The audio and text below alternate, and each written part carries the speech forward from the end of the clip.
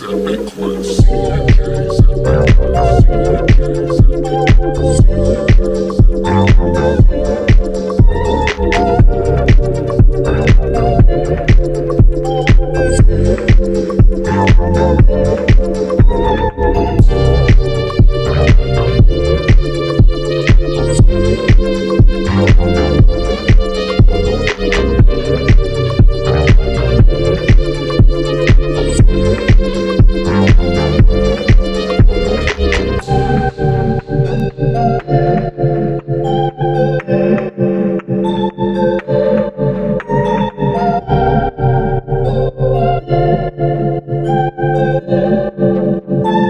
DNJ's Epic Quest. CNJ's Epic Quest. CNJ's Epic Quest. CNJ's Epic Quest. Hey everybody, welcome back to D&J's Epic Quest. Derek Thor, I thought for the last time on the time that we wrapped up House of Chains, but one more time here, one last ride.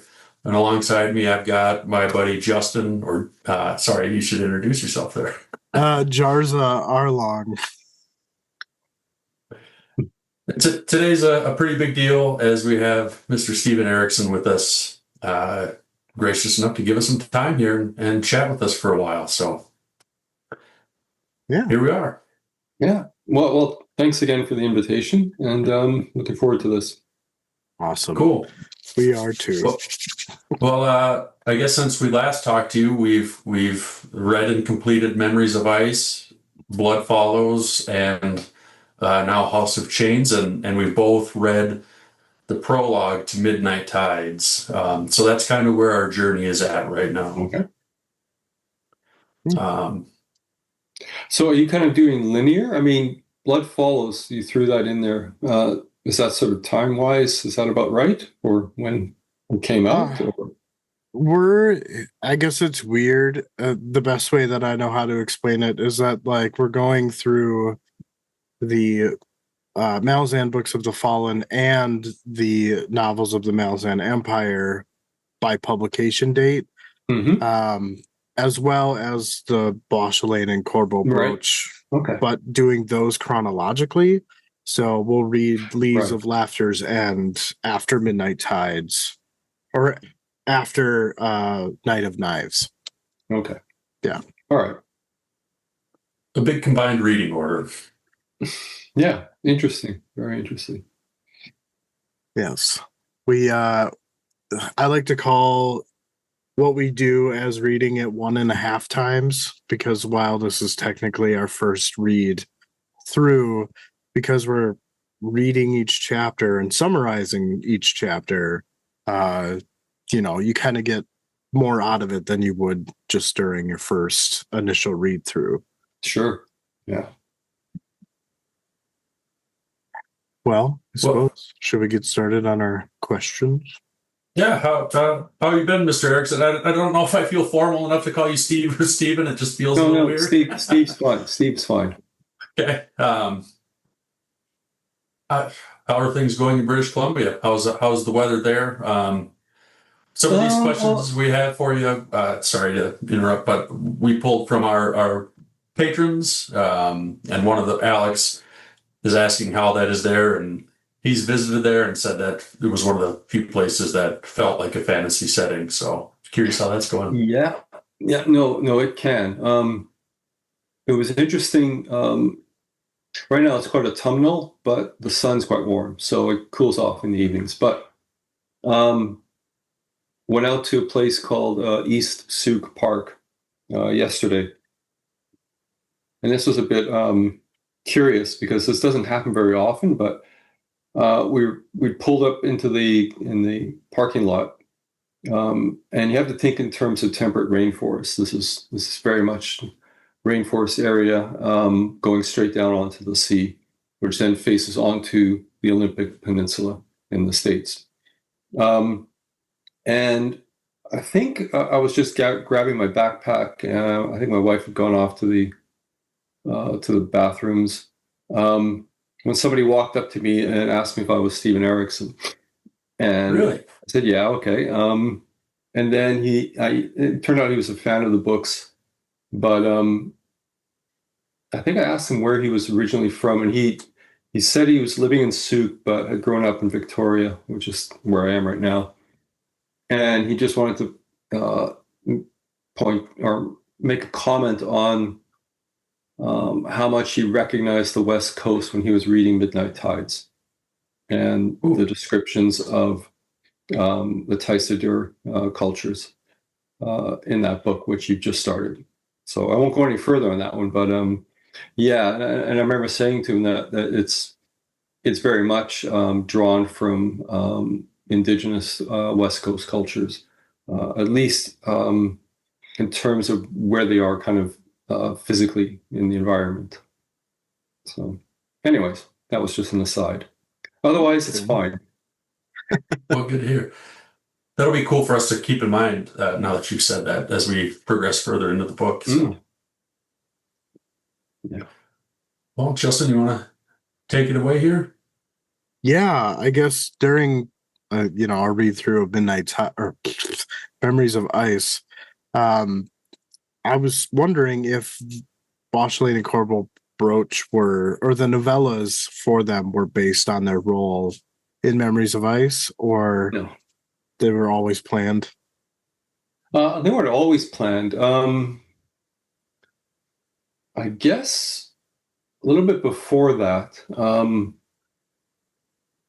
was living in the UK, in Surrey, and I was introduced to a writer and publisher named Peter Crowther.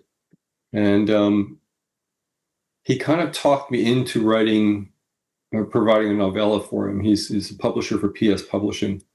And I begun handwriting something with a fountain pen, and I had about 20 or 30 pages. Bokelin and Corbel Broach were two characters I rolled up in a GURPS game. And I remember stumbling on their character sheets, going through a whole bunch of boxes of stuff, and then remembering them. I remember the gentleman who ran the game, he surrendered kind of after about 3 sessions. He said he couldn't deal with these two characters. So they had just been left there floating around. But so I found them, and then I thought, okay, maybe I can write something set in the Malazan world with these two characters. I think the gaming wasn't, I don't know where it was set. It may have been set in the Malazan world, I'm not sure. But so I had already started that, and then Pete Crowther basically talked me into finishing Blood Follows, and then submitting it for PS Publishing. And I think that had to have been before I finished Memories of Ice, because I was still living in the UK, and we had moved back to Canada yet. So it would have been probably shortly after I finished Deadhouse Gates in terms of writing. So they were characters that have been floating around for a long time, in some sense, in one form or another. And then thanks to Pete, I sort of stumbled on this idea of doing a whole series of novellas, and eventually we kind of decided on doing 9 of them. And so I've got 7 done now and 2 more to go. Nice. Yeah. I was just curious because, someone who's very young into this series so far, you read those characters in Memories of Ice, and then you're like, oh, well, there's novellas. So, what came first? So, Mm-hmm.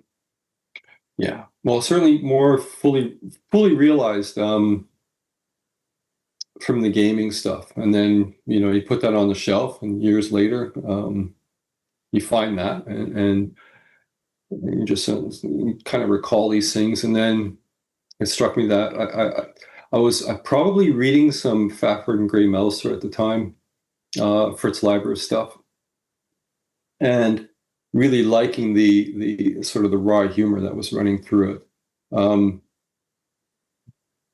But then I thought it'd be really interesting to do a similar kind of pairing of characters, but to make them both utterly despicable. And then it occurred to me that, well, more difficult to employ the point of view of either of those characters. So basically concocted this manservant who would be our primary point of view, this beleaguered manservant. So yeah. Beleaguered for sure. Yes. Yeah. That first novella was a lot of fun to read. It was just such a different style. Like after Memories of Ice, it was a nice change of pace for 100 pages or whatever it was. It's kind of how I think it's how I sort of approach them. They're kind of palate cleansers. That lets me relax a little bit more, even within the Malazan setting. I can mess around a little bit more with humor, with satire, and that kind of thing. So yeah, they let me kind of loosen up in between novels. And I think that's kind of been the case all along. Each time I sit down to do that, I have a lot of fun doing the writing of it, for sure. Cool. But I would also add that I think because a lot of Blood Falls was handwritten, there is a real difference between typing out the first draft of something and writing it by hand. And it's hard to sort of pin down what it is, but it has to do with pacing and rhythm.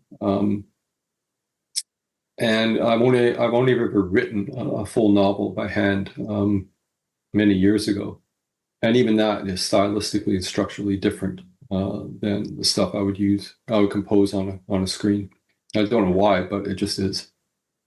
It's quite the experience. It takes a long time, obviously, but it's quite pleasurable in a way that's not always there when you're just hammering away at the keyboards. It is quite different. Very cool. Maybe more interactive because it's pen on paper and your hand is actually doing it rather than I don't know. Yeah, I think also the way the mind composes the sentences. I think it is different. I mean, a lot of my first draft writing, if you were to sort of just look at the screen while the sentence is being typed out and that line is being typed out on the screen, you'll be seeing it going back and forth as it goes, right? Because I actually, quite sometimes I will change a phrase, or I will drop that phrase and go back and write what I want to do. And so I'm kind of writing it and composing and editing at the same time as I'm writing. And you can't do that if you have a fountain pen and you're just sitting there with a piece of paper. So it's a little bit more deliberate, I guess, and more linear, for sure. I would associate that to, when I sketch, right? Sometimes I'll force myself to not use a pencil that has an eraser on it, or just use pen. So then that way, the mistakes that I make, you kind of have to find a way to incorporate them into shadows or other line work or an accessory or something like that. So I guess I can see. Yeah. No, it's very similar. I remember the exercises of never taking your pencil off the page. I'm sure you've done those ones as well, or same kind of thing. Yeah. Very nice. So the next question, there's these broken binding editions of your books have started to come out. There's the Subterranean Press, these I guess high-end, these fancier versions of your books, and they look great, by the way. But what kind of involvement do you have with broken binding? What kind of input do you get to have, or do they just ask, do we have your permission to do this, and then they just kind of run with it? They kind of run with it. I mean, I'll see the illustrations, but I'm not really commenting on that. The illustrations are the illustrations. These are the artists they've got. And it's not really for me to sort of impose too much on that. Primarily because you got to let the artists sort of realize their inner vision of a particular scene or whatever it is that they're working on, without too much in the way of interference. I'm really interested in to see how artists interpret things, especially since I used to be an illustrator. So it's always fun to look at. The thing with broken binding was, we sort of ran into a snag with doing signatures, and primarily it was the sheer number, like thousands upon thousands of sheets signed, that kind of blew out my right shoulder. And in fact, even now, Subterranean Press, very, very different paper quality. It's sort of almost cardstock, and so it's very smooth. And so I thought, okay, I can continue with writing, signing for the sub press stuff. But even right now, I'm struggling on going through the sub press signatures. The shoulder, it's tendonitis. I've had it since I was a swimmer in late teens. It keeps coming back, and so any kind of repetitive stuff that goes on, especially, I don't know why, but especially signatures, have just become a real problem right now. So the other thing that we did with broken binding just recently is I finally sort of sent to them, because they kept asking, for the world map, and I only have a sort of one copy of the world map, and they wanted to provide a world map for people buying the books, and so we've been going through that process, and that's been pretty interesting, where the artist is taking my fairly rough versions and incorporating a lot of the details that were there for the novels, and so city locations and that kind of stuff, I think, are showing up on the map. It looks like, I've seen shots of it. It looks like it's going to be a pretty cool map. So that'll be the first time, which is nice. Yeah, it is pretty cool. Yeah, I'm excited to keep getting those in the mail as they go. So it's not a fast process, but that's okay. We're not going to be getting to, it takes us 7, 8 months, 9 months to get through a book. So we got time. Yeah. Mm-hmm. They are, I feel like, I don't know how credible this is, but they're doing Cam's books too, right? I don't know. Wow. I don't know. Actually, I haven't talked to Cam on Sunday. Did I? Yeah. I don't know if he mentioned anything along those lines. I'm not sure. Okay. I'm not sure. Well, I hope that they do, because big stickler for things matching, but yeah. Take yours, Justin. Yeah, this was something I pulled out from Memories of Ice, and Whiskey Jack gives Corlott a pebble. And I know that penguins do the same when they choose their mates for life. And I was just wondering if that was maybe, inspiration, or if that's where you pulled it from, or if it was from something else. No, that would be pretty coincidental. I'm trying to think of what those origins would be. There's always, at least for me, a desire that there be some kind of element to the culture that's being described that is not immediately recognizable in terms of our own practices, our own habits, and the things we value versus other things. The only corollary I can think of is sometimes in if you're excavating in archaeology, an old well, for example. I think we did something along these lines in southern Italy at one point. You can find, actually also in Cornwall in England, you can find small objects that sometimes have something scratched on them. Quite often it's broken pottery that has a curse. The Romans like this. It would have a curse written onto it, and this would be thrown into a well, basically to affect the curse. So that this idea of attaching significance to mundane objects with intent, I probably was something I would have had in mind in creating something like the Pebbles. And I suspect for a lot of, I mean, probably going to return to that a few more times, so I won't spoil too much on that one. But it is a particular cultural trait. Yeah. Okay. Like of Whiskey Jack himself, or No, it's Teist. oh, okay. Yeah. Gotcha. Okay. Yeah. Justin, I don't remember if this next question was yours or if this was mine. It doesn't matter. We can on and off it. It's cool with me. Or I could read it. Yeah, I feel like this one was yours. Okay.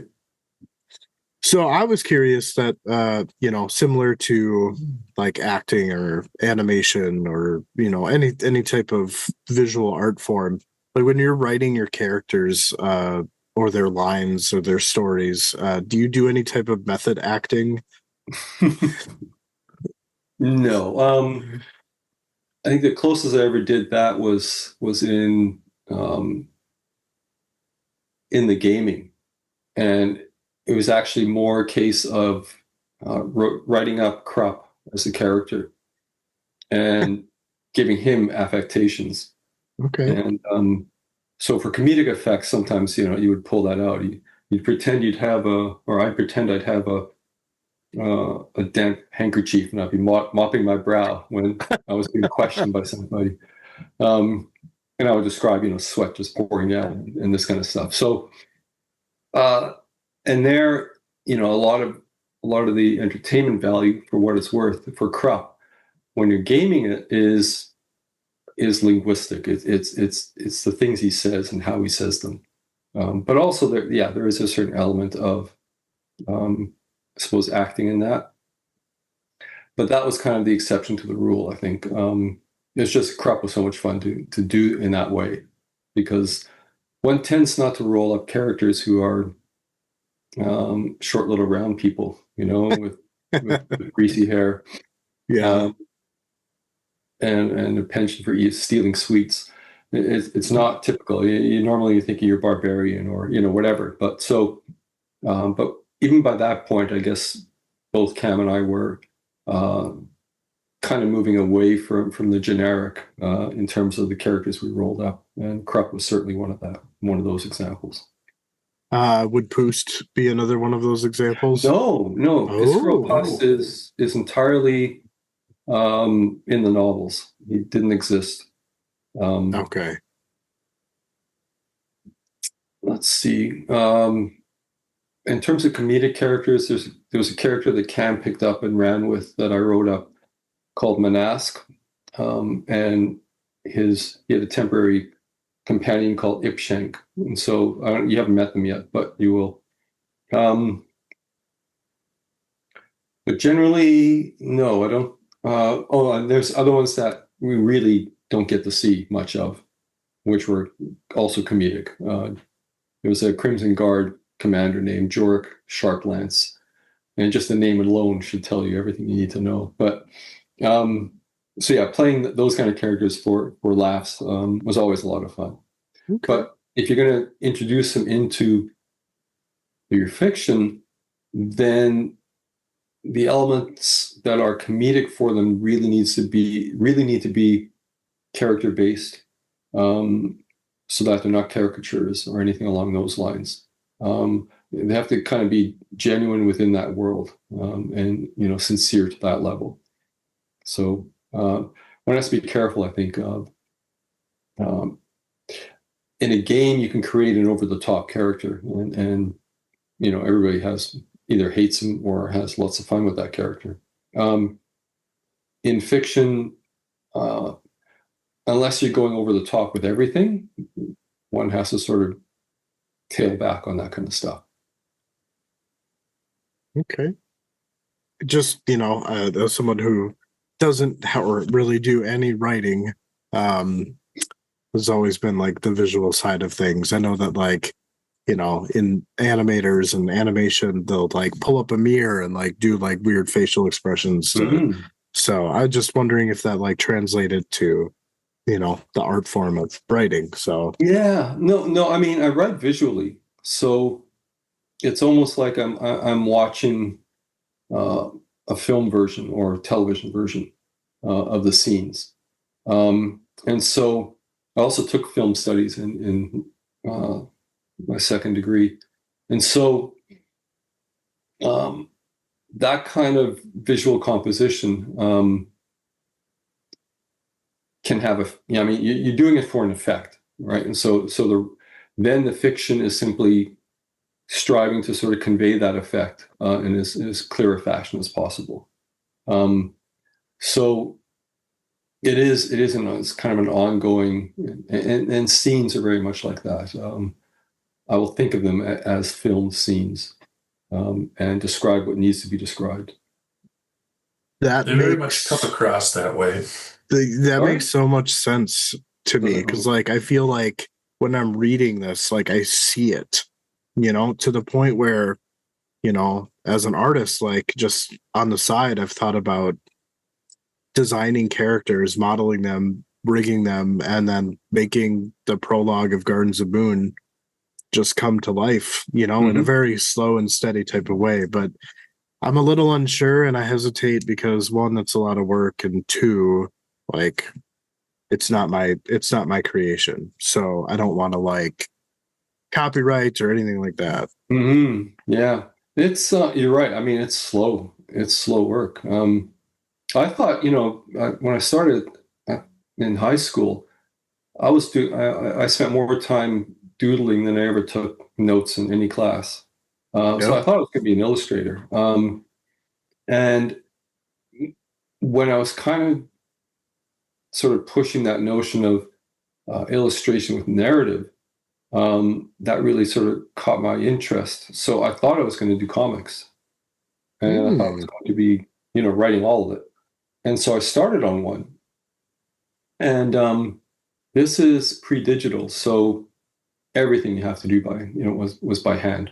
Yep. And it just took so long. Even the first page of, with 3 or 4 panels on it or whatever, it took a month. It was ridiculous. I realized I can't do this. And that's why, comic book artists are always impressed me, but especially the old ones who have to do it all in analog.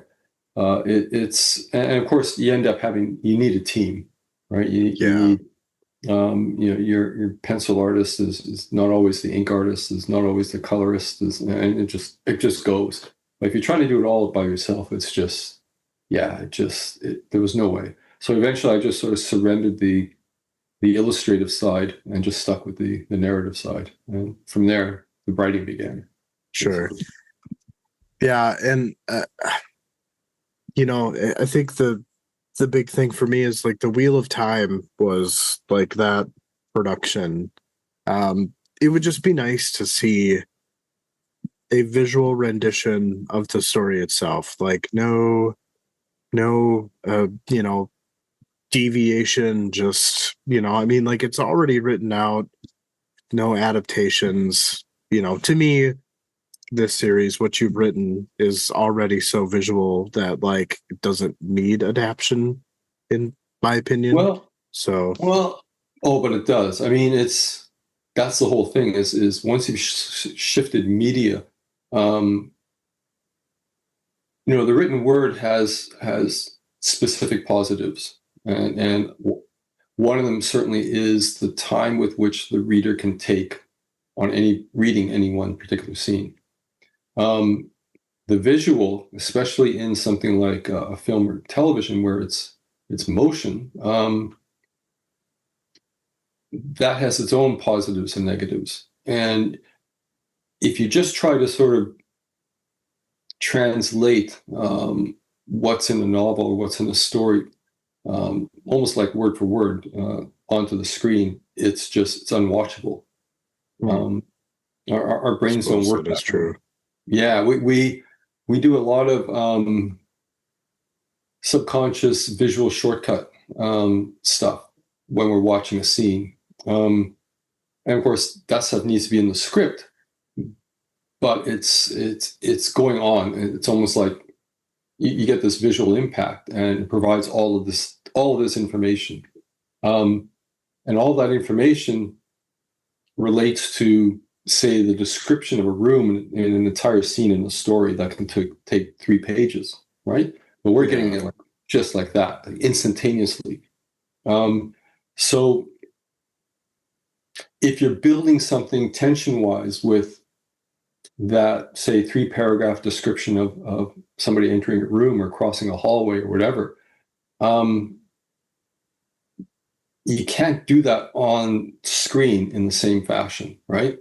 In other words, you're not going to get the tension that you got from reading this as a reader, because it's all happening way too fast. You're getting everything in that room or crossing that corridor or whatever very, very quickly. So it's a different way. You have to translate the essence of the story and into the new media, and take advantage of what that new media can do in terms of conveying information differently from how it's done in the novel. And that's always, it's a huge challenge because fans of a certain work that they've read, well, that's already colonized their imaginations, right? They may have visuals of what the characters look like. They may. I mean, I've seen so many versions of Moonspawn, for example, that are just make me blink because it's nothing like I've described. But artists are doing all these versions of Moonspawn. So everybody has sort of, what they take to it, what they bring to it in terms of the visuals. And so when you're doing an adaptation, eventually, everybody's like myself and Can say we're involved in it or something. We're going to settle on what the character looks like in terms of, what people are going to see on the screen. Whether that matches what readers think of regarding that character, there's no way of knowing, right? And it's not likely. So, there's so much that potentially will kind of have a fan actually push back on the visualization of something that they read as a novel, as a story. And that's one of the things that's always a challenge for adapting popular works. Wheel of Time certainly faced that. Lord of the Rings faced, in terms of those adaptations. So yeah, it will never be what what was in the novel, but you can still. And also, especially these novels, there's so many characters, so you have to conflate characters and storylines. There's just too many. Mm-hmm. So that alters things as well. That's true. Fair enough. Hmm. Why don't you take your next couple of years? Oh, The yes. next couple are yours. My favorite part of House of Chains. Favorite part. So the painting that Anrak does in the caves, based on the way that his tribe kind of reacted to it, kind of made me feel like it's interpreted that the art was realism, that Anrak painted Kalava so realistic that it made everyone's mouth drop. I was just yeah. The weird thing is, back when I sort of stumbled into it, but I sort of had 3 areas of interest as an archaeologist. One was simply survey, which was finding sites, reading the landscape and finding a site. I just loved doing that. The other one was lithics, so stone tools and technology involved with that. And then the third one was rock art. And that includes, at least where I was doing my field work, that would involve boulder formations, usually on bedrock, in various shapes. But also nearby, paintings onto rock faces and pecking, sort of petroglyphs. So pecked right onto like images pecked into the actual facing of the stone. But so thinking in terms of cave art, yeah, it's not something I was basically able to take a close look at. But I certainly did research on it and had to do a lot of reading up. And one of the things that always struck me, and it still does to this day, is this strange cognitive break in the artist of 30, 40,000 years ago, whereby they can very, very accurately render any animal you can think of, including things like heart lines and the line of the muscles, and the way these creatures move and the way they stand and the way they turn their heads. I mean, it's really, really impressive. But it seemed like they couldn't do a human figure to save their lives. And so it's almost as if so what I did is I took that notion and thought, okay, with the Talan mask, then there has to be a taboo related to the rendering of realistic representations of actual people. And that became the law that he breaks, basically. And of course, in ethnology, there were many stories early on of anthropologists visiting tribes, remote tribes, and running up against this belief system that if you took a photograph of them, you took their soul. Yeah. Yeah. So, I mean, there's all these things that are at play there. And so it's not just that he painted her realistically on the cave, but he may also have potentially, at least in the minds of the Talan, imprisoned her soul. Yeah. Okay. I don't know. I think it's just my artistic bathroom background. It was such a joy to read that. And like, I don't know, I was just giddy during that section. So yeah. Well, yeah, it gives, I mean, it's one of those chances that I take on occasion where I want to sort of explore an idea and just something that came up in my own studies and my own interests here in this world. And I just sort of drag it across and have it make sense in some fashion in the Malazan world. And then I can it kind of gives me permission to speculate without having my professional reputation as an archaeologist, challenged. So. Sure. It makes sense. And it's funny is like, as much as I love that scene, I never put like him and his wife together, the betrayal, until almost near the end of House of Chains. And I'm like, it was right there, Justin. It was right there. So yeah.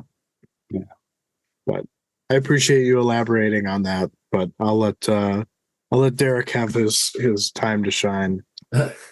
Sure. Next couple questions are actually from one of our patrons, Alex, who is working on releasing their first book as well. So I think that's where these questions come from. But authorial intent, does it matter or does... What's that? Sorry? Well, I missed the beginning bit. Oh, authorial intent. Authorial intent, okay.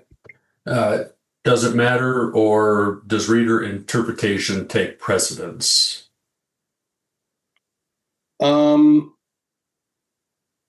Okay. Well, the reader can interpret nothing unless the author has put something on the page.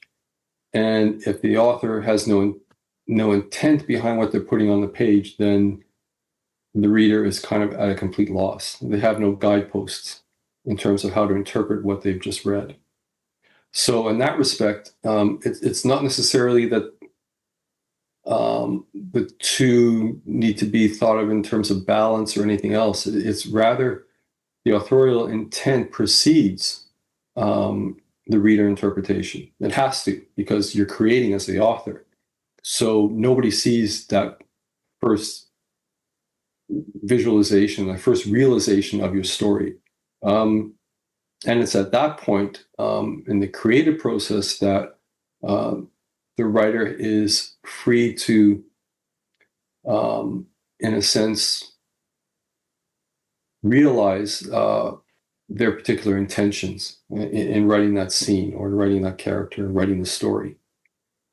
But once it has, and of course, what that means is by realizing your intent, you then are very specific in directing all the language you use and all the details of what you're writing to support that intention. Okay, so that's just your creative process, and you complete it, and it gets published. And at this point, reader interpretation is completely out of the author's hands, right? They can take that and run with it anywhere. So, and you can't really fight that, nor I would recommend it's a waste of time to do so. There's no way to predict how readers respond and react to things. All you can do is have it in your mind that what you created had a specific intent, and be able to articulate that intent to yourself, so that if anyone were to sort of challenge one scene or that scene or whatever in terms of their interpretation, you can explain why. If that interpretation is wrong, you can explain why it's wrong, and then you can actually deconstruct your own work and say, well, this is how everything is pointing towards a specific interpretation. And as long as that stuff's internally consistent, then you've got a pretty valid argument for as the author for your position on it. But ultimately, it's what a reader does with stuff. There's nothing. It's out of your hands, right? As the writer. Sure. And since it's out of your hands, then the best you can do is to lay the groundwork as deliberately and mindfully as possible in your creative process, so that you feel confident in defending your work, as it were. Does that make sense? Yeah, I appreciate that answer a lot, and I think Alex will too. And I can relate that into like what Justin and I are doing. We're reading your same words, but there's times where we will interpret things very differently from each other, and it's just how we both see it. So yeah, and it's part of the fun in many ways. Where people can discuss these things and read things, somewhat differently. And the authorial intent sits behind all of that, and it's not something that every reader can have access to, right? Because a lot of authors have died, So what can you do, right? So nor is the author sitting, beside you while you're reading to answer all of your questions. It's definitely wide open, and in many ways that's kind of how it should be. If everything's sort of too firmly nailed down, then there's almost no room for the imagination of the reader, of the audience, to run with something. That's great. Yeah. You find yourself having to intentionally adopt like a different voice when you're writing these different series? So like, obviously we haven't read them yet, but like the example would be Carcanas versus Witness. Oh yeah. Or is that okay? So it's not necessarily that just naturally comes. No, I employ different voices. Well, is voice the right word? I make stylistic adjustments. Absolutely. And it's weird, but when I first sort of went into creative writing and started producing short stories in the writing workshop here. I remember my first instructor sort of commenting on how with each story it could have been written by somebody else. The voice and style and structure were completely different with each story. As I worked through the 3 years, and I was kind of surprised because I always thought that was kind of the whole point, is to actually, if you want to learn as much as you can about the process of writing, about the craft of writing, you need to move out of your comfort zone, and you need to actually explore different voices, different styles, different structures, as just a means by becoming familiar with them, because then that all goes into your toolbox when you're composing, later. So, and yeah, I certainly make a point of this particular story or that particular story requires that particular style or this approach. And so then I'll shift gears and fall into that particular style of writing. So I'm a bit of a chameleon in that respect, but it also it makes sure that you don't get a sense of sameness running across every series. If I were to think in terms of writing my comedic science fiction stuff in exactly the same style and voice as the Malazan Book of the Fallen, that makes it just doesn't make any sense to me, right? The comedic stuff, the Willful Child stuff is much looser in terms of what it's doing with voice, and a lot more irreverent in a lot of ways, and the style needs to match that. So there's authorial 10 for you. Nice. Two, I think, good questions that kind of tied into each other there. Yeah. Justin, you better take something because I feel like I got a stretch of questions here. So Yeah, you definitely overpowered me with the questions here. So I mean, recently, Derek has found himself seeing the term pantster or plotter circulating on Twitter/X. And where do you find yourself in relation? How much of this series, or maybe each book, was plotted versus discovery along the way? I don't know. I couldn't give you a percentage. The main plot elements are in place. So like I know where things are heading. Quite often the steps that one takes to get there, I know those as well. So there is that element of it being loosely plotted. But then I leave all kinds of room for spontaneous creation as I'm writing, because that's how I keep it entertaining. If I were to take too many notes and have absolutely every single detail in place, I'd probably have no interest in writing the book. I need a lot of room to be specific in a direction that I wasn't even thinking of the day before. Just to be able to go in that direction. It's one of the things that is different, I guess, between novels and short story writing. In a short story, everything needs to be driving towards sort of your central intention in that story. In novels, you have a little bit of leeway. You have the luxury of digressing, and quite often something can happen in that where you create a character just sort of steps onto the page and kind of dominates in an unexpected way. or events occur that you weren't thinking about, but you suddenly realize all kind of it fits into something that you were thinking about related to something else. And you have to run with that kind of stuff because it's entertaining as the writer to create, and I have to be entertained, otherwise, if I'm not, then the reader is doomed. So that's why I need that kind of open space. That blank page is that invitation to go where I need to go.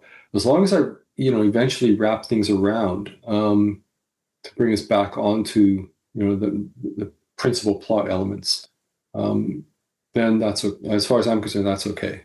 And I do find that often a lot of that spontaneous stuff actually becomes really important later. So it becomes incorporated into the plotting I've already set up for not just one book, but for multiple books. So, Cool. I don't know why all these discussions always are sort of these binaries.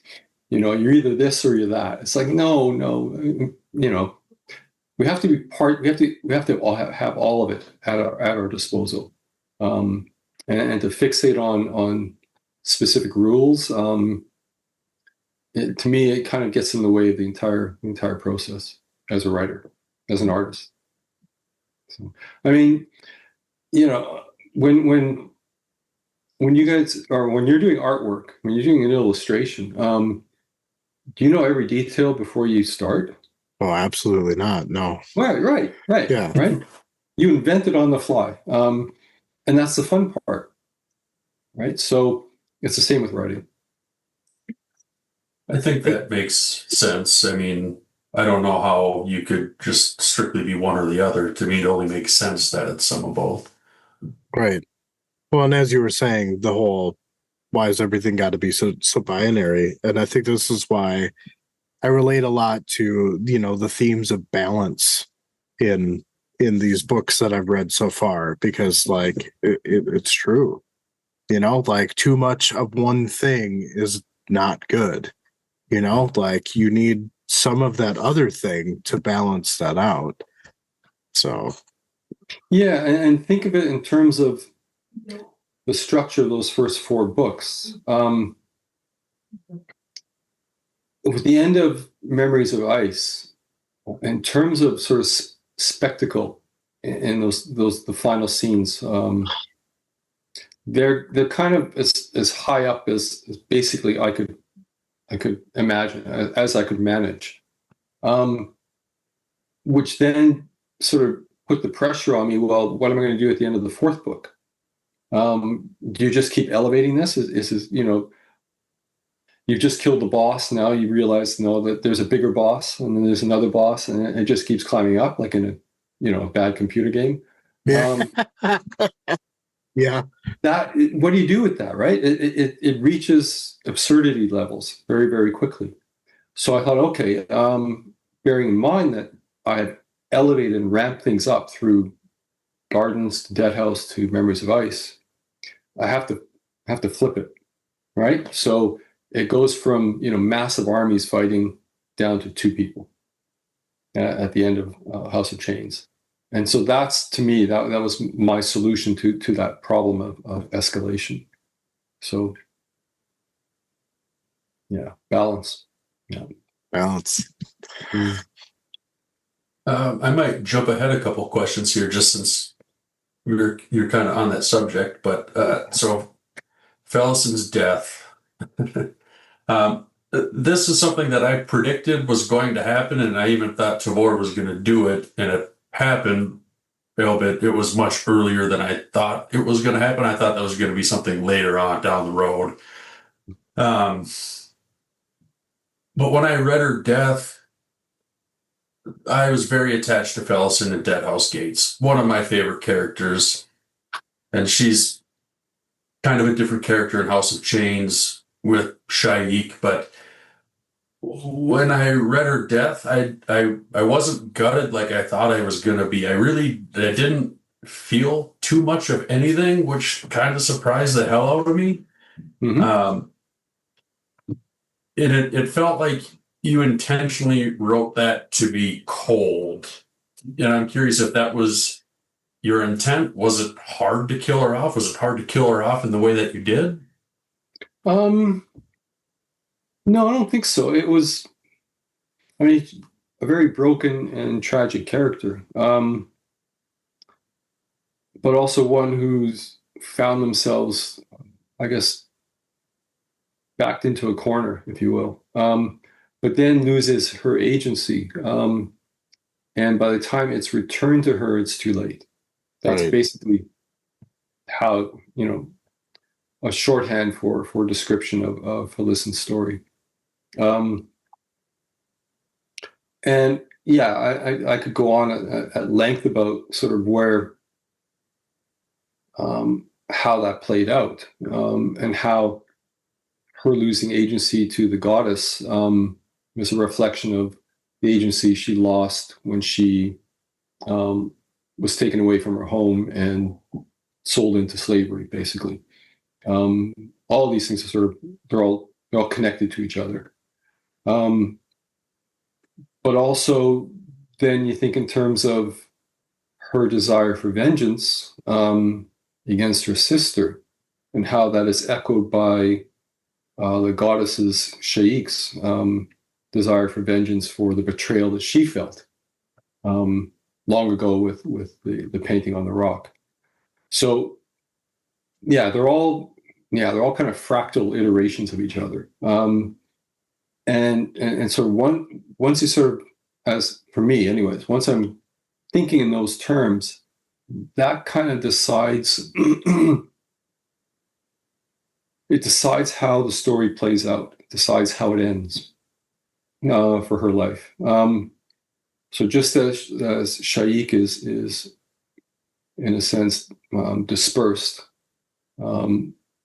then so too must Felissen be, in some fashion or another. But the impact for that scene doesn't really lie with Felissen, apart from the fact that she's internally speaking to her sister, which her sister never hears. There's some emotional content to that, right? Yeah. So again, iterating that sense of almost betrayal. But the impact of that is not about Felissen, it's about Tavor.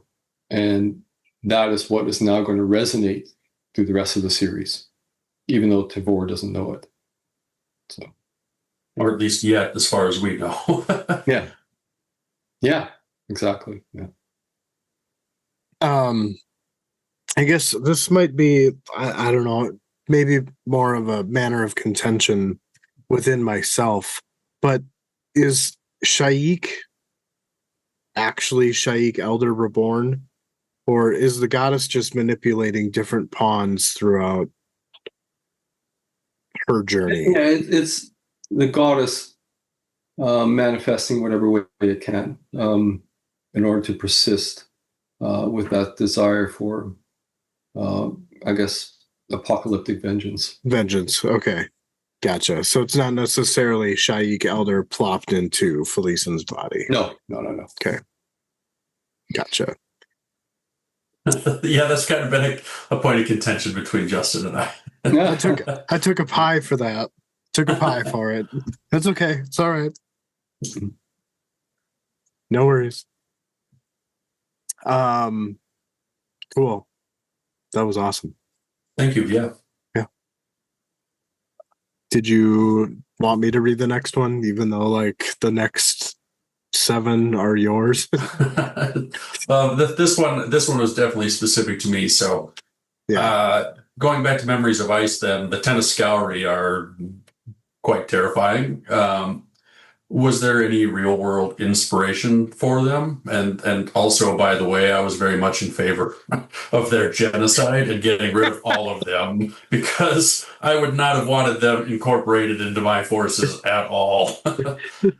Well, I mean, a population driven to starvation is going to do whatever is necessary.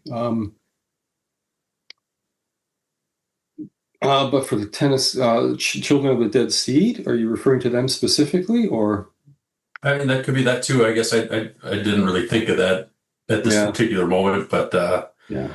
yeah, I mean, there's all sorts of nastiness involved for sure. Yeah. In terms of the children of the dead seed, I did have to talk to a medical examiner in New York, actually. I was put in touch with just to answer the question whether it was possible to be impregnated by a dead man.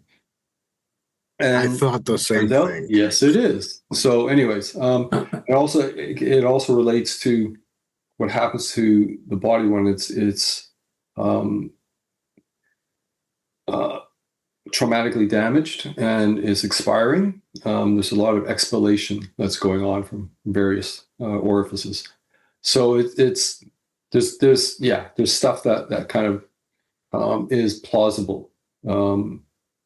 And so I certainly felt that I needed that to at least be that much, rather than just invented completely. But as for the Tenaskawi, well, yeah, a population driven to starvation, whereby all sorts of food lies in the enemy in front of you. That's a pretty scary notion, but I don't know how different it is from even. Yeah, I mean, fantasy is taking a metaphor and making it real. I mean, one could argue that we as a species are pretty much the Tenaskawi when it comes to the environment around us. Mhm. So we devour what's in front of us. They certainly played a role, and had a particular function, I guess, in that story. I guess I just didn't know if there was some sort of historical event that you drew on for something like that. But Can I think of one? I don't know if there was. Well, there's certainly examples of warfare and cannibalism being closely tied together in the American Southwest, probably around the 10th century with the Anasazi, the Pueblo, and as soon as drought really hit, and it was extended drought, those civilizations were under immense pressure.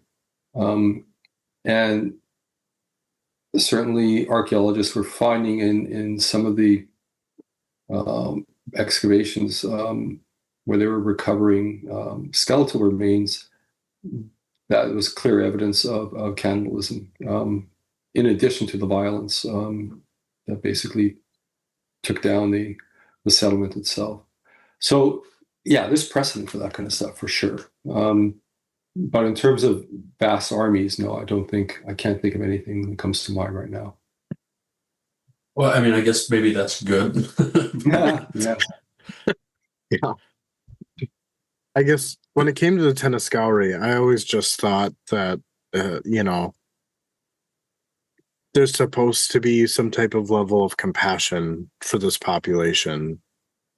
Because from what I remember is that they were essentially forced into this, right? So like I kept taking the side that like it's not really their fault yet. It sucks that like this is the way that they live, but then like, when the Malazans were giving them food, it's like that trauma is being alleviated. So Well, I was on the other side.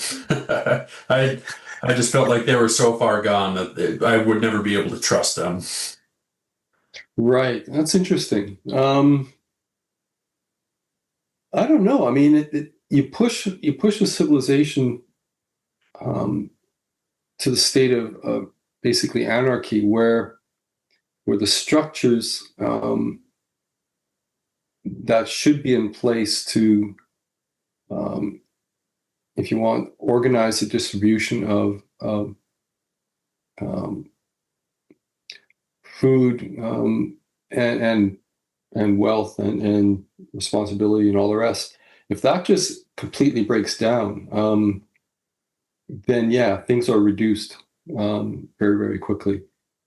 And the idea of the Tenaskawi, of course, was that it was so broken down that they could no longer keep a city alive and running. So that puts them in motion. That makes them, the only way to survive is to keep moving ahead. And then you're directed towards your next food source, which is the next town, the next city, and you just roll through it. And so it has its own built-in momentum of necessity. So yeah, to me, there's plenty of room for understanding and compassion. You don't have to like it, but you can certainly see why that would happen, and how people, in terms of driven to survive, will just go to those extremes.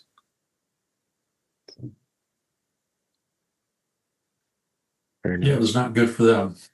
No. Bad things happen when you break down civilization.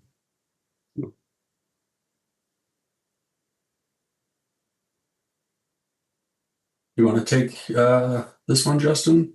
Yeah, sure. This is another one from one of our patrons, and they're asking, how do you approach writing your prologues? Their favorite prologue happens to be Forge of Darkness, which we're a ways away from touching. But we would like to add that the 5 prologues we have read, they just seem to turn it up a notch each book, and we're just wondering how you do it. How do I do it? The prologue is for me, anyways. It's intended to explore or expose, if you will, a theme, a major theme that is going to be plunged into in the rest of the novel. And so, because it's just thematic, where I set it and what characters I use, I'm completely free to just whatever I want to choose. As long as the descriptions are of the events that's occurring are consistent with my ideas of this is what this novel is going to be about. So there's a bit of misdirection going on there, because the theme sometimes is buried beneath the text. It's subtextual. But also, it's also the opportunity to step outside of the linear timeline, and I can go to any time period I want, to basically create a framing for the rest of the novel, which then gives you a sense of deep time, which I always want to sort of convey in the Malazan stuff. And that's that kind of resonance that runs backward and forward through time. And of course, if you think about it, the whole story of the origin of the goddess in the desert, that pushes back pretty far, right? So that's deep time. And that's how you get that reverberations that carry through into the present. So that kind of stuff, prologues allow me to sort of step back to those periods if I want to, or to create something that's not even sort of set in our world at all. It's almost a metaphysical step away, and that's fun too. So and introducing 3 gods in conversation, following the fall of another god, like in I guess that's Memories of Ice. Anyways, is that Memories of Ice? You're right. Yeah. So and all of those, so that when you meet Calor the next time, you have a better context for him. I tend to sort of feel quite sort of liberated in when I sit down to write the prologues of stuff. I feel free to go anywhere with it that is not necessarily employing the setting of the novel to follow or the characters. I've really enjoyed each one that we've read so far, and yeah, it's just like I've had my mind blown on every one. I'm like, how is this one better than the last one? But I've liked each one progressively more. It's just like gone from 10 to 11 to 12, just progressively up the scale. So, Well, you've just read the one for Midnight Tides, right? So, yep. yeah, you're going to find out how that one is flipped as you continue. That should be interesting, you guys. Oh no. Okay. Weird kind of segue that's a little related but not related. In House of Chains, there's a couple of opportunities where Troll Sengar is about ready to tell his sad story, right? And I can't help but think that Midnight Tides is that sad story. Yeah. Well, yeah, I mean, in the epilogue of House of Chains, everybody's gathered, he's going to tell his story. And so the next book is Midnight Tides. Yeah. I guess I haven't seen or heard that. Granted, I'm not looking for anything in the Malazan community because I want my read through to be as authentic and genuine as it can be. But I guess it was just my thought, because I was under the assumption that, like, yes, new cast of characters, new storyline, so to speak. And that was what I had in my mind. But then as I'm reading House of Chains, and especially in that epilogue, I'm like, and then I read the prologue, and I'm like, oh, I wonder if this is his sad story while they're just waiting at the first throne, So that's cool. Well, sorry if I spoiled that for you, but oh no, you confirmed it, so all right, okay, yeah, I'll take it. That's awesome. That makes me really excited. Okay. Anyway, go ahead, sir. Yeah, it's an extended one novel length flashback. That should be very interesting then. Yeah. I'm excited. And I think Troll Sengar is introduced in a prologue, is he not? You're correct. For House of Chains. Yeah. Yep. So that's one of those cases where I drop this character in a very unusual scenario in this flooded realm, and he's chained, and the Talana Mass is walking by, and so knowing that that's not really, it's not going to play. Troll Sengar, that character, is not necessarily going to play a huge role in the novel to follow, but because I knew what was coming after that, this was a good place to place him, right? Yeah. So that we could at least get a lead in with Troll to the point where it makes sense for him to sit down and tell a story to somebody, and that's what happens by the epilogue. So cool, very cool, awesome. Karsa. So we're introduced to Karsa in this book, and I would say in the books that we've read, he has probably more growth than maybe any other single character that we've seen. In the beginning, he's very brutal, ignorant, borderline unlikable even. But then by the end, you're kind of wondering, what is he going to do? And then he gives us one of the most satisfying deaths or kills that I've ever read. I guess how did you approach writing a character like that? And I guess I would also like to add, I didn't really notice this so much in the beginning, but towards the end of the book, I kind of had this thought that I don't know if, I guess, like, social commentary is the right term or word, but in the beginning, Karsa is very, like, devout, everything's for his gods. And then by the end, he's kind of through with them. I didn't know if there was, I mean, I assume that's intentional. But I guess I'm not entirely sure how I want to word that question.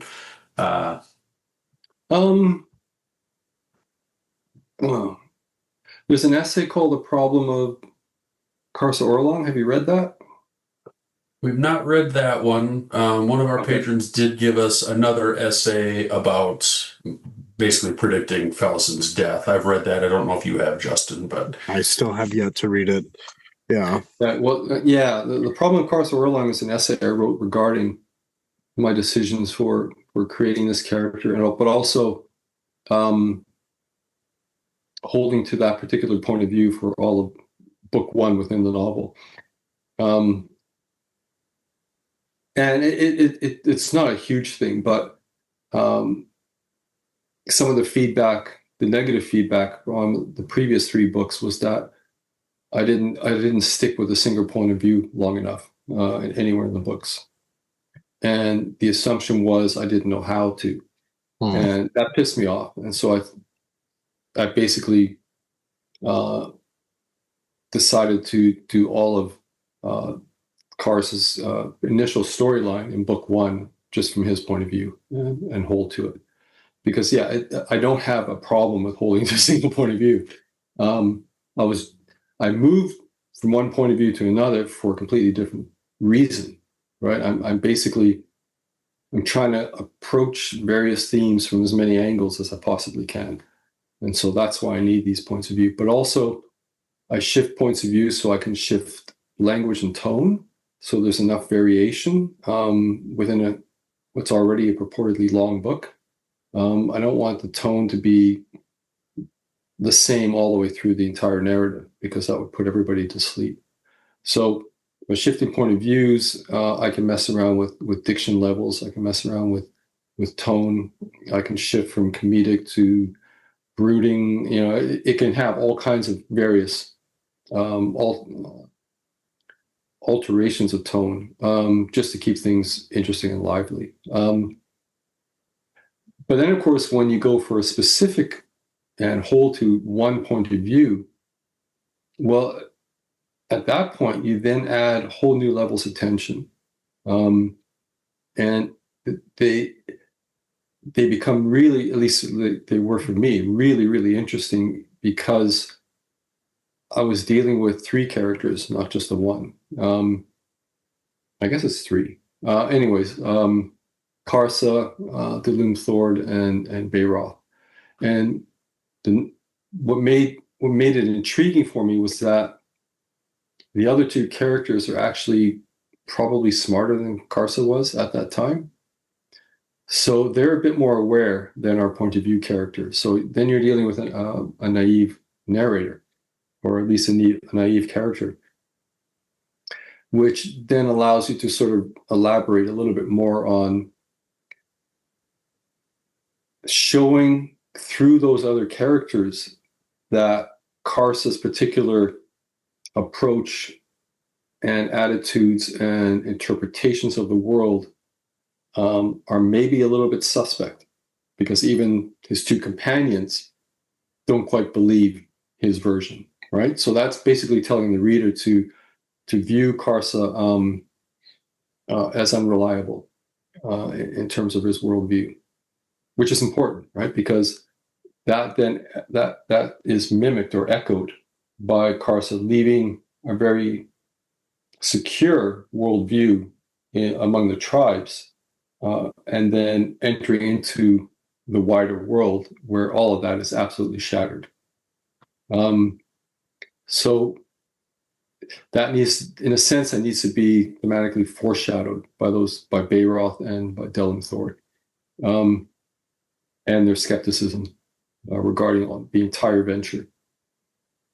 But then, of course, once Karsa arrives into civilization, as it were, that's when everything else starts breaking down, all the other belief systems. And so, partly I was exploring the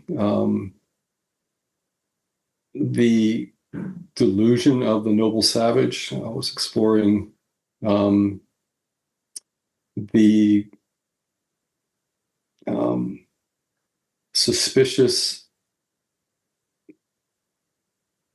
adherence or adoration for the barbarian in fantasy fiction, and in gaming and in sword and sorcery and all that kind of stuff.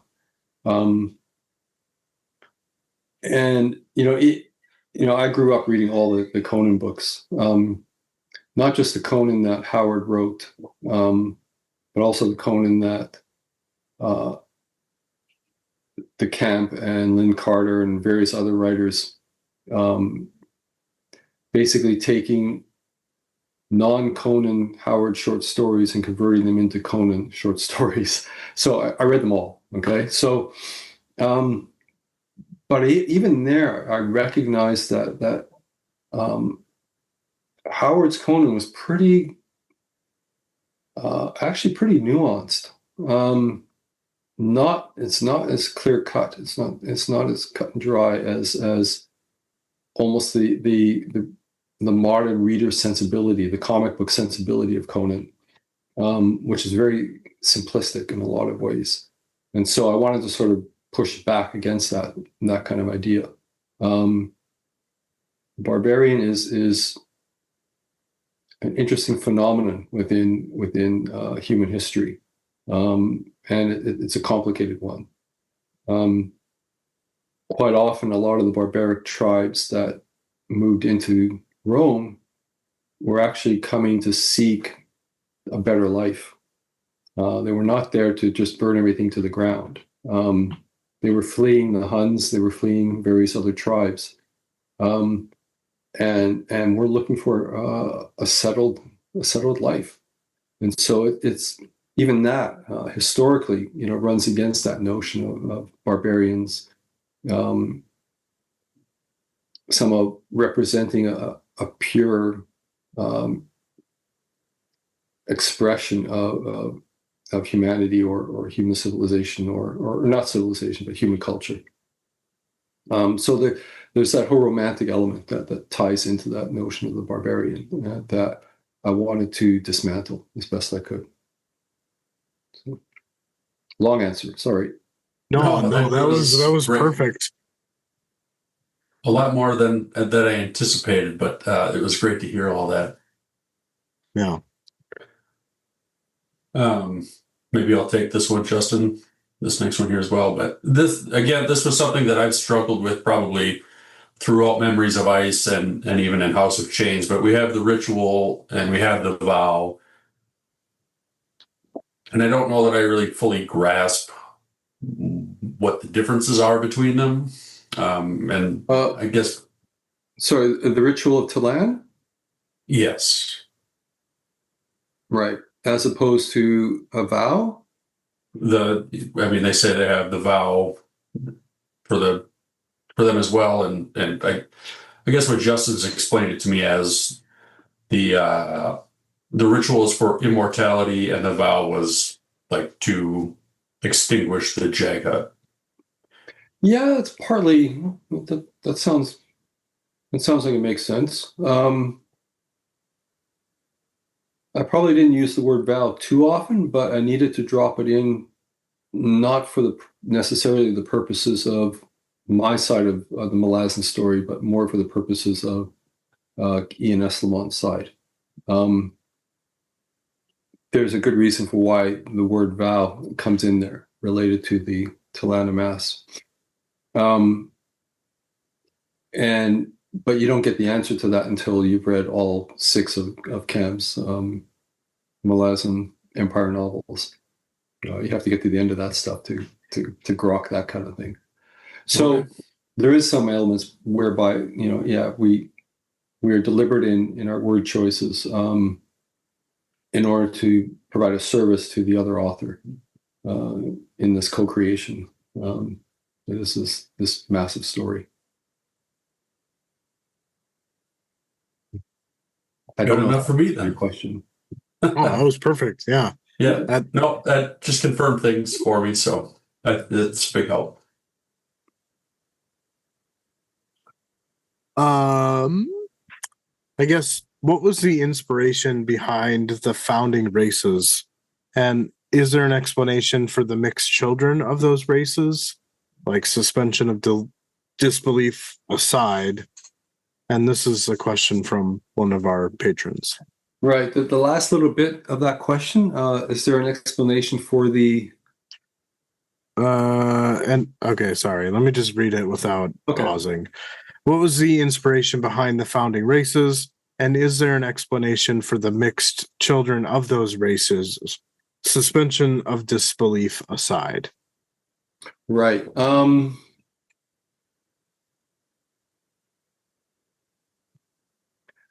boy, you're gonna have to. Trying to think of the gaming side of things. In terms of the writing side, a lot of this stuff is touched on in the Carcanus trilogy. But I'm trying to think back to how we use them in the gaming. I think initially we were looking at the Talana Mass and the Jagut. And the idea was, again, it's taking conventional tropes and sort of kind of dismantling them, I guess, or at least inverting them in some respect. So your classic undead slash zombie slash skeleton from gaming, whatever, is generally fairly one-dimensional in terms of in gaming, and in almost any other version of I mean, we've had some variation on zombies that are pretty interesting. But at the time, yeah, a zombie was a zombie. And there's certainly no backstory, right? It's just the virus hits and some people turn into zombies or whatever. Or in gaming, you know, if you got a brand new character who's at level 2 or something like that, then yeah, the first things you fight are in the dungeon are animated skeletons, right? So there's not much behind all of that. And so with the creation of the Talana Mass for the games, I think the idea was you get this visual impact of basically a desiccated, almost skeletal warrior. But the backstory just goes on forever, right? There's such a huge backstory to this. And I think among the first characters that showed up even in the game, that was a Talana Mass, that was Onos Tulan. And I think he was an NPC that I was playing. And it gave the opportunity to sort of have this very, very terse character, but one whose experience goes back tens of thousands of years, if not hundreds of thousands. And that to me, that's a lot of fun to play those two.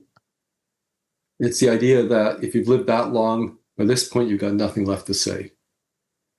And that's basically Tool, right? So, yeah. And then for the Jagut, as the avowed enemies of the Talana Mass, who were basically Neanderthals, at least in terms of their skeletal structure and all that kind of stuff, some culture stuff. So, what did the Jagut represent? Visually, I was thinking almost Barsoomian, almost John Carter of Mars, green Tharks, who had the extra arms in the middle. I don't know if you've seen the film or read the books, but anyway, so green skin, tusked. But I took out the middle arms because that would have been too obvious. So. And of course in Barsoom, the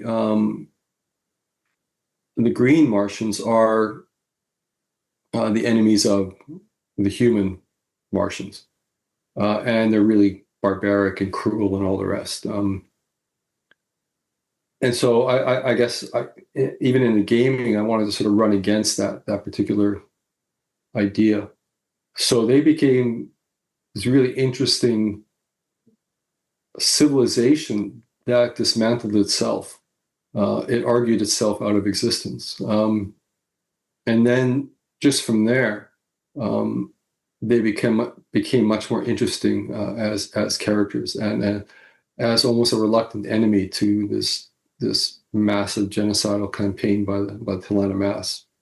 So it's basically, you set up your two sides, and then you sort of, on the surface, it looks like, yeah, of course, if occasional Jagu became a tyrant, then the Talana Mass were justified in hunting them all down and killing them all. And if they'd failed in doing most of that, then there wouldn't be human civilization, right? So they had to be cleared away from the board, as it were, as much as possible, to allow human civilization to inherit what the Talana Mass had given up. So that's kind of on the surface. But then as soon as we go into the story deeper, you realize that it's not that simple. And even the Jagut did not appreciate Jagut who became tyrants and would often turn on them. So so those are the two, I think, who sort of started in the games. Kachin Chamal, I think, kind of got sewn into that regarding the origins of Moonspawn, and I'm not going to go into any more details than that. And then the fourth founding race, the Four Sail, I cannot tell you anything more on them yet, because you've only had one encounter so far with Calm, I think it was. Yeah. Right. Yep. Yeah. So I guess in some respects, they needed to be there in the sense that this is not an anthropocentric world. It's not a world with just humans. We need to have other sentient civilizations and species, just to keep us from always asserting that we are the apex, predators in every scenario. So in this case, we're not, because all four of them are actually more powerful than humans, right? So, and once they're sort of in place, then yeah, you can draw on them in terms of creating your story. They're on the shelf, and you can reach for them, and when you need to sort of humble humanity every now and then in the story. And in terms of cross, hybrids, all that kind of stuff, suspend your disbelief and just leave it at that. Fair enough. Awesome. Well, we've got 3, maybe 4 questions left for you, if that's okay. Bidithal. He is a bastard. Probably one of the most despicable characters I've ever read. Was like the subject matter surrounding him, was that one of the more difficult things you've had to write? Sure, of course it is. Yeah, it's one of those ones where I don't want to go too much into it. I know I described it in detail with the 10 Very Big Books group, but it relates to both cultural and moral relativism. There are cultural practices that occur, and this is this is drawn from our world more than anything else, where the rationalization for that practice from the outside of that culture is defended on the basis of that's their tradition and that's their practice. They've been doing that for generations, et cetera, et cetera. And I guess in terms of approaching that from Karsa's point of view, because I needed it to be Karsa, not any other civilization. I needed it to be somebody who's already at war with the notion of civilization and whose own culture has been dismantled in terms of in his mind, his worldview, as to carry with him a kind of no bullshit sense of justice. So it's almost primal, his response to it, right? And that can only come from Karsa. It cannot come from the Malazans. It can't come from anybody else. So it's not just that there is this practice that is being attempted by Bidithal.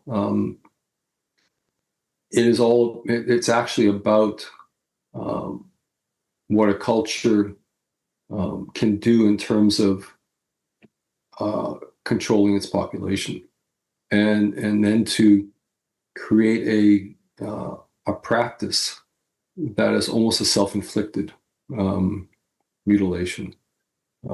So the practice itself becomes a symbol of the control of that population. And that's why, but that all relates to how Karsa has to step in and just smash it all to pieces, because basically his statement is enough of the moral relativism. What's wrong is wrong. And he steps in and simply acts.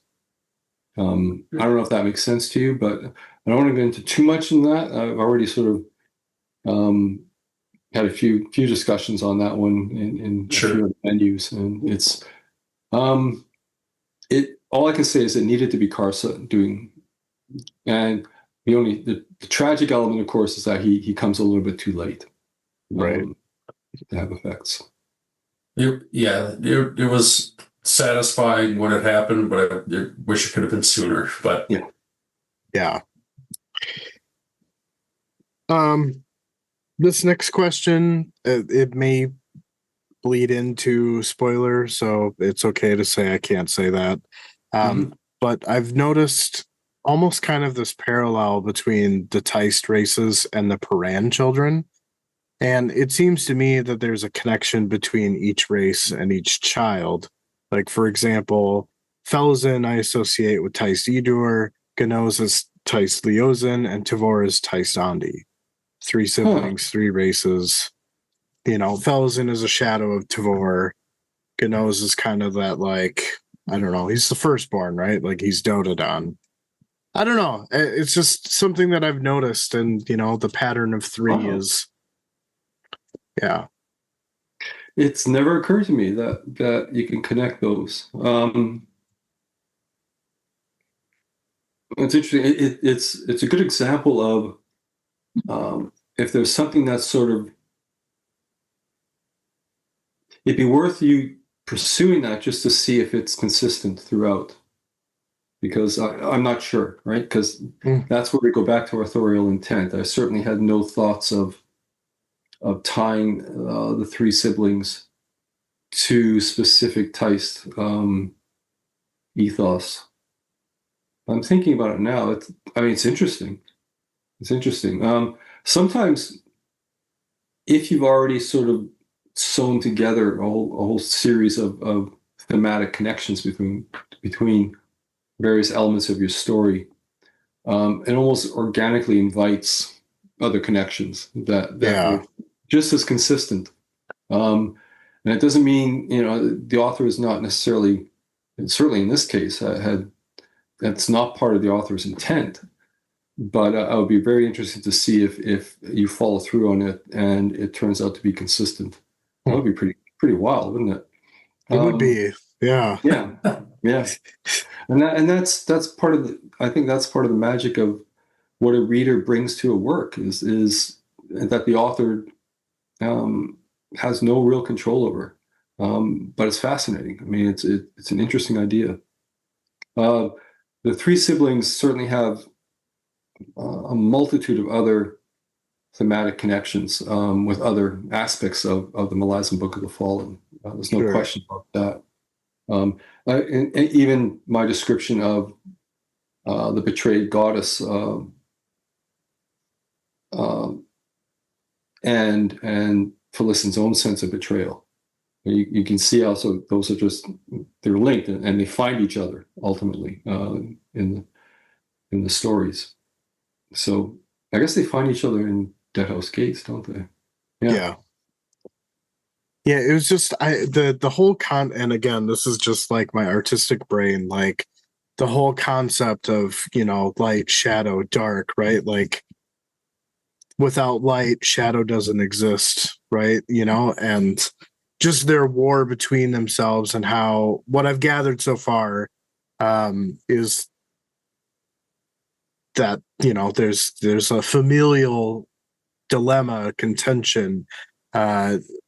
The specifics I can only speculate because I'm not really that far in, Mm-hmm. but I kind of just noticed that with, the Parans too, right? Like Tavor did this to save Felazin, but yet Felazin just completely misunderstands.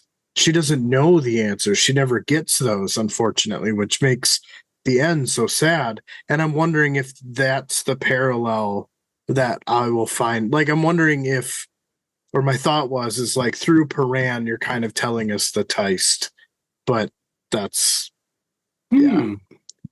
I don't know. It just, Yeah, well, one thing to bear in mind is the notion of the emotional context to the notions of dark and light are inversed for the Malazan stuff, right? So your standard epic fantasy story, or horror story for that matter, connects darkness with evil and fear. While actually darkness is, in the absence of light, is an absolute. So it's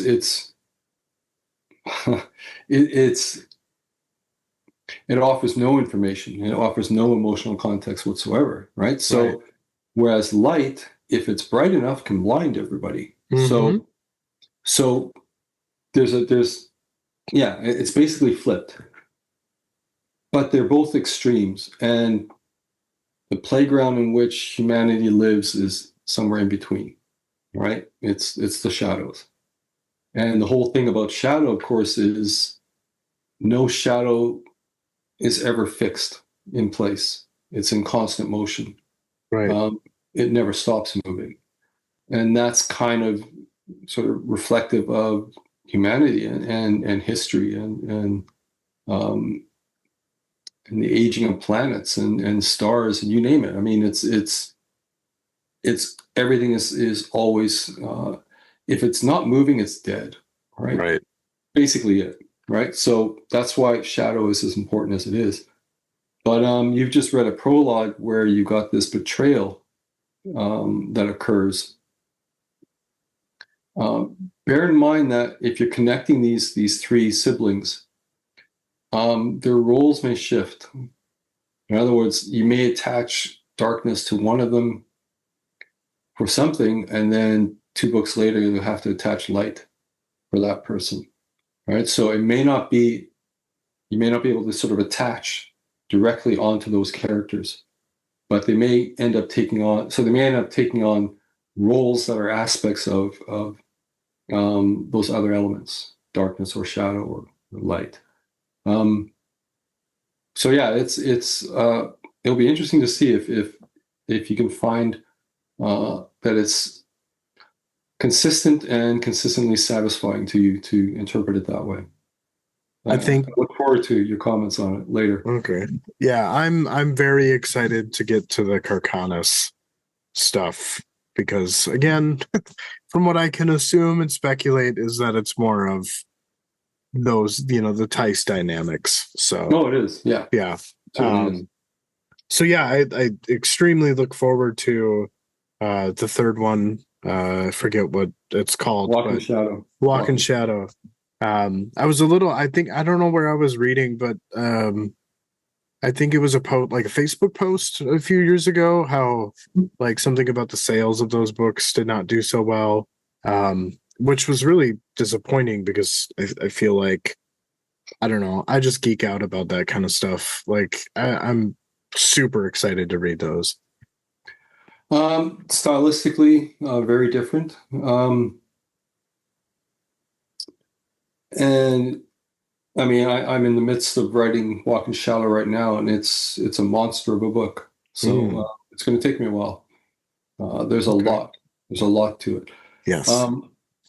So when people see No Life Forsaken, and then the next one, that's the one that follows from The God Is Not Willing.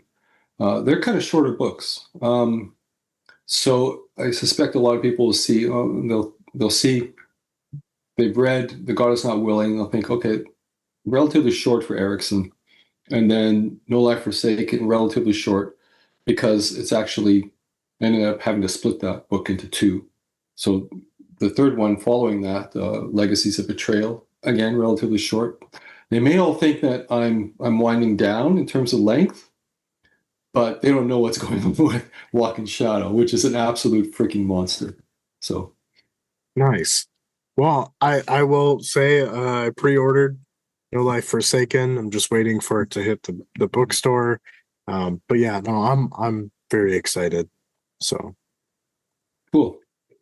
Yeah. I will say I was very excited for Justin to ask you that question about the Teist races and the Paran children, and he didn't. I kind of had to push him a little bit to include that. So I'm glad we got such a cool answer for that. So It's fascinating.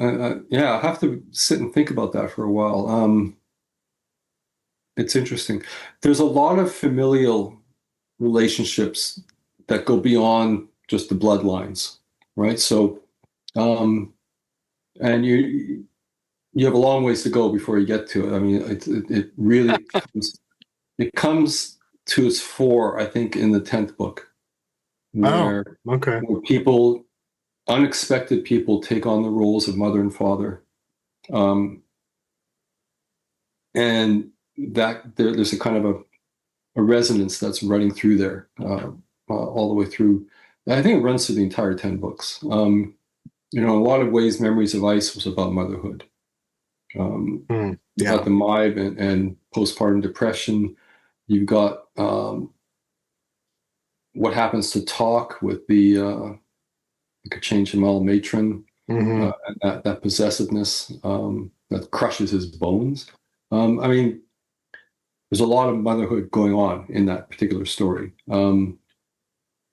And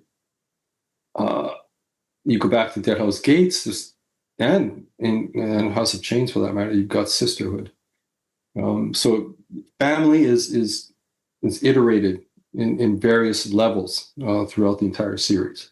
And various characters will take on paternal and maternal roles as required for a particular storyline.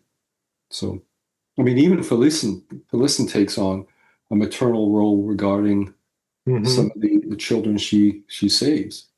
So we come back to it over and over again. Yeah. Yes. And the part where Felazan's mother was named Felazan, and then she named her adopted child Felazan, and the end of Dead House Gates, House of Chains, with the Cutter taking on the role of overseeing their epic quest. So yeah.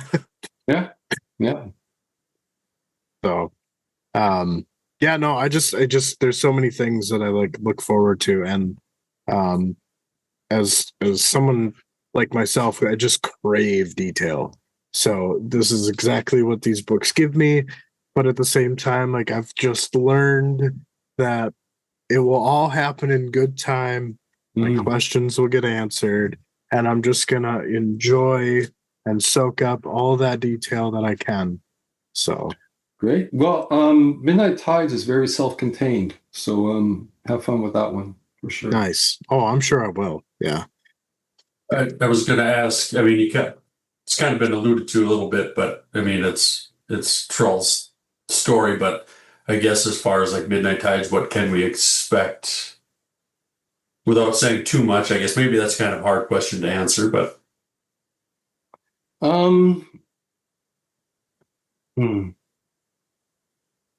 Well, Midnight Tides is the halfway point of the series. So the setting that is going to be delivered to you in this book is probably the last major setting. So you've got them all now after Midnight Tides. Ah, gotcha. And so now it's as if the narrative has spread out as far as it's going to go in terms of setting, and now it's going to start conversion. So Okay. it'll take its time, and it'll stop in a few places on the way, but that's where it's headed. And you haven't seen the last of Karsa either. Oh, I would hope not. Yes. Yeah. Or Icarium. Yeah. Yeah. the last question got for you, just a fun one here. Crunchy or creamy, smooth peanut butter? Smooth, I guess. Okay. Nice. Oh, okay. Well, I mean, I guess that's all of our questions. We can't appreciate you enough for taking the time. I know this has been almost 2 hours yet, so yes, thank you for. Yeah. Yeah, it flew by. It really has not. I mean, for me, it has not felt like it's been as long as it has. So thank you for being as gracious with your time as you have been. Appreciate it a lot. No problem. And let me know when you want to chat again, I guess, after Midnight Tides.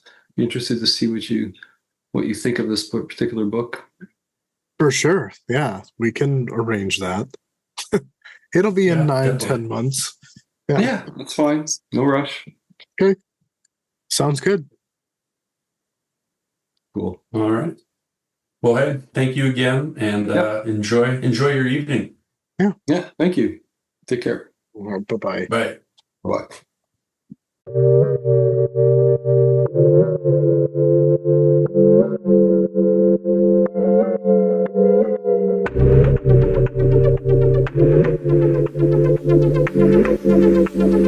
DMJ's Epic Quest. DMJ's Epic Quest.